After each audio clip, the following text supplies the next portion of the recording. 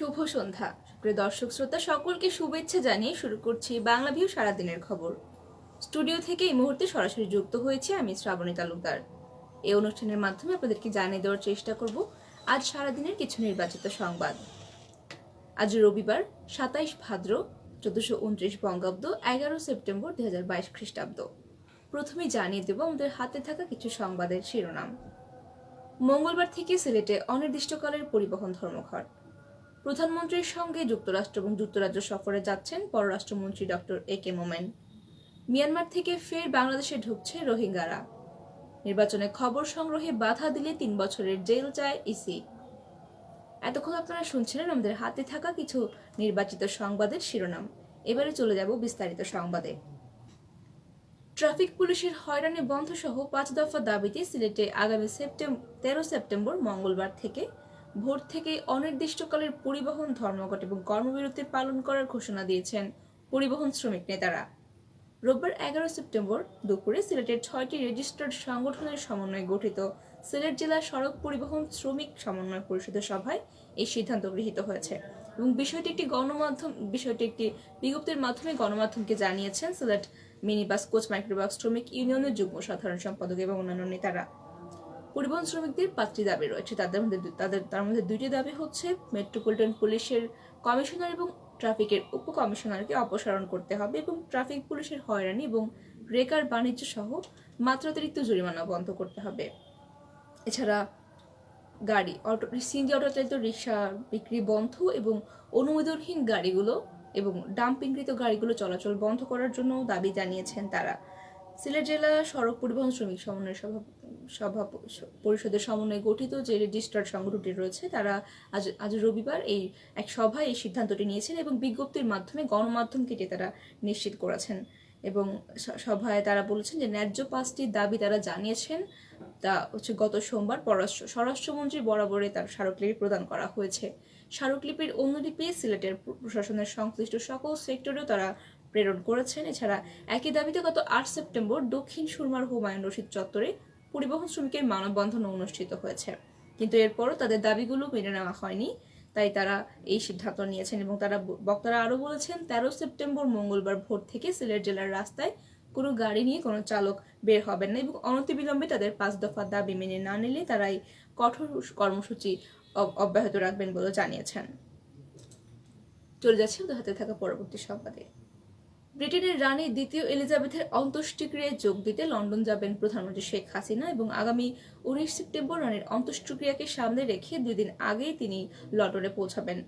প্রধানমন্ত্রী সরকারি বাসভবন গণভবনে শনিবার আওয়ামী লীগের সংসদীয় এবং স্থানীয় সরকার মনোনয়ন বোর্ডের যৌথ সভায় নেতাদের এসব কথা জানিয়েছেন শেখ হাসিনা এবং সভায় উপস্থিত একজন এই বিষয়টি নিশ্চিত করেছেন। নানামুখী আলোচনায় থাকা পররাষ্ট্রমন্ত্রী ও সিলেট 1 আসনের সংসদ সদস্য ডক্টর একে আব্দুল মোমেন প্রধানমন্ত্রী শেখ হাসিনার সঙ্গে যুক্তরাজ্য এবং যুক্তরাষ্ট্র সফরে যাচ্ছেন। এই সংক্রান্ত সরকারি আদেশ জারি করা হয়েছে। সংশ্লিষ্ট সূত্রে জানা গেছে চলতি মাসের 15 থেকে 30 সেপ্টেম্বর পর্যন্ত যুক্তরাজ্য এবং যুক্তরাষ্ট্র সফরে যাচ্ছেন প্রধানমন্ত্রী শেখ হাসিনা। এই সময় তিনি লন্ডন, নিউ ইয়র্ক, ওয়াশিংটন সফর করবেন। তিনি জাতিসংঘ সাধারণ পরিষদের উচ্চ পর্যায়ে আলোচনায় বাংলাদেশ প্রতিনিধি দলের নেতৃত্ব দেবেন। এই সময় প্রধানমন্ত্রীর সফর সঙ্গী হিসেবে পররাষ্ট্রমন্ত্রী মোমেনের নামও রয়েছে। পররাষ্ট্রমন্ত্রীর সফর বিষয়ে যথাযথ কর্তৃপক্ষের অনুমোদন সাপেক্ষে পররাষ্ট্র মন্ত্রণালয় থেকে সরকারি আদেশ জারি করা হয়েছে। গত সপ্তাহে সোমবার থেকে বৃহস্পতিবার পর্যন্ত ভারত সফর করেছেন প্রধানমন্ত্রী শেখ হাসিনা এবং তার এই সফর থেকে একেবারে শেষ মুহূর্তে অসুস্থতাজনিত কারণে বাদ পড়ে যান পররাষ্ট্রমন্ত্রী। মিয়ানমারের অভ্যন্তরে গত কয়েকদিন ধরে চলছে সংঘর্ষ। মিয়ানমারের বাংলাদেশ ও ভারত সীমান্ত সংলগ্ন এলাকার রাখাইন রাজ্যে অব্যাহতভাবে চলা এই সংঘর্ষের প্রভাব পড়েছে সীমান্ত এলাকাগুলোতে। এ কারণে মিয়ানমারের সীমান্ত দিয়ে আবারও বাংলাদেশে প্রবেশ করছে রোহিঙ্গারা। গত 2 দিনে 10 থেকে 15 জন রোহিঙ্গা কক্সবাজারের উখিয়ার কুতুমপাল এবং বালুখালী ক্যাম্পে আশ্রয় নিয়েছেন। স্থানীয় সূত্রে জানা গেছে বাংলাদেশে প্রবেশের জন্য প্রস্তুতি নিচ্ছেন আরও প্রায় 1000 খানেক রোহিঙ্গা। বান্দরবানের রাইখানছড়ি, ঘুমধুম, তুমুব্র, উখিয়া এবং টেকনাফের বিভিন্ন সীমান্ত দিয়ে প্রবেশ করছে তারা। উখিয়ার পালংখালী অধিকার বাস্তবায়ন রোহিঙ্গারা প্রতিদিনই পালিয়ে আসছে বলে জানা গেছে এবং গত কয়েকদিন ধরেই মিয়ানমারের অভ্যন্তরে যে সংঘর্ষ চলছে এই সংঘর্ষের কারণে এমনটি হচ্ছে বলে জানিয়েছে স্থানীয় কয়েকটি সূত্র।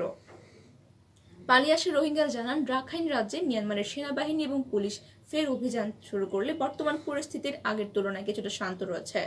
কিন্তু মালয়েশিয়া থেকে পাঠানো ত্রাণের কথা জেনে তারা বাংলাদেশে চলে আসছে, কারণ রাখাইন রাজ্যে নির্যাতনের মাত্রা একটু কমলেও রোহিঙ্গাদের কাজের জন্য বাইরে যেতে দিচ্ছে না পুলিশ এবং মিয়ানমারের সেনাবাহিনী, যে কারণে অর্ধাহারে অনাহারে থাকছেন রোহিঙ্গারা, এবং তাই তারা মালয়েশিয়া থেকে আসা ত্রাণের আশায় বাংলাদেশে ছুটে আসতে চাইছেন।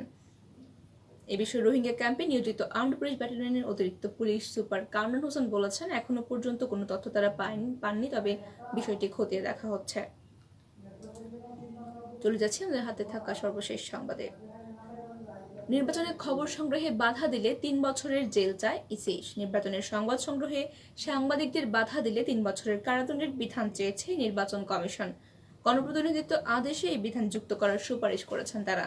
নির্বাচন commissioner brigadier general Ahsan Habib Khan নির্বাচন ভবনে নিজ দপ্তরে রবিবার সাংবাদিকদের তথ্য জানিয়েছেন। তিনি সাংবাদিকদের বলেন, সাংবাদিকদের চোখেই ক্যামেরার চোখ, এবং সাংবাদিকদের ক্যামেরার চোখই তাদের চোখ, এবং তাদের চোখে যেন প্রত্যেকটা অনিয়ম ধরা পড়ে, এই জন্য তারা যথাযথ ব্যবস্থা নেবেন, এবং ইসির অন্যায়গুলো যদি সাংবাদিকরা তুলে ধরেন সেটিও তিনি উল্লেখ করেছেন, এবং ভুল ভ্রান্তি দেখিয়ে দিলে তিনি নিজেকে শুধরে নেবেন বলে উল্লেখ করেছেন। সাংবাদিকদের প্রশ্নের জবাবে তিনি বলেন, তারা চ্যালেঞ্জ নিয়েছেন সিসি ক্যামেরার মাধ্যমে অনিয়ম সন্ত্রাসী কর্মকাণ্ডের বিরুদ্ধে ব্যবস্থা নেওয়ার, এবং এজন্য কন্ট্রোল রুম ইসিতেই রয়েছে। কিছু কিছু ক্ষেত্রে অনিয়ম ধরা পড়েছে এবং তারা ব্যবস্থা নিয়েছেন। এজন্য ঝিনাইদহ পৌরসভা নির্বাচনে 265টি ভোট কক্ষে 365টি সিসি ক্যামেরাও রেখেছেন বলে তারা জানিয়েছেন, এবং জবাবদিহিতা নিশ্চিত হওয়া ছাড়াও সন্ত্রাসী জোরপূর্বক ভোট দেওয়া এবং বিভিন্ন অনিয়মের বিরুদ্ধেই তারা অ্যাকশন নিয়েছেন বলে জানিয়েছেন। তিনি আরো বলেন, সংসদ নির্বাচনে সিসি ক্যামেরা দেওয়ার আন্তরিক ইচ্ছা রয়েছে তাদের, তবে এটার আর্থিক এবং টেকনিক্যাল সাপোর্টের বিষয় রয়েছে, সেগুলো নিশ্চিত করা গেলে তারা অবশ্যই কেন্দ্রীয় নির্বাচনে, সংসদ নির্বাচনেও তারা সিসি ক্যামেরার ব্যবস্থা রাখবেন বলে জানিয়েছেন। এবং অনেকেই ইভিএম নিয়ে যে সন্দেহের কথা জানিয়েছেন, কমিশনার আস্থার সংকট বেড়েছে এই প্রশ্নে তিনি বলেন, আস্থা বিশ্বাস হচ্ছে নিজের ব্যাপার, এবং তার ইভিএম এর উপর তাদের সম্পূর্ণ বিশ্বাস রয়েছে। আস্থা ফেরানোর চেষ্টা তারা শেষ পর্যন্ত করে যাবেন, এবং শতভাগ আত্মবিশ্বাস এবং আস্থা নিয়েই তারা 150টি আসনে ইভিএম এ ভোট করার সিদ্ধান্ত নিয়েছেন। সুপ্রিয় দর্শক, আপনারা এতক্ষণ শুনছিলেন সারাদিনের কিছু নির্বাচিত সংবাদ।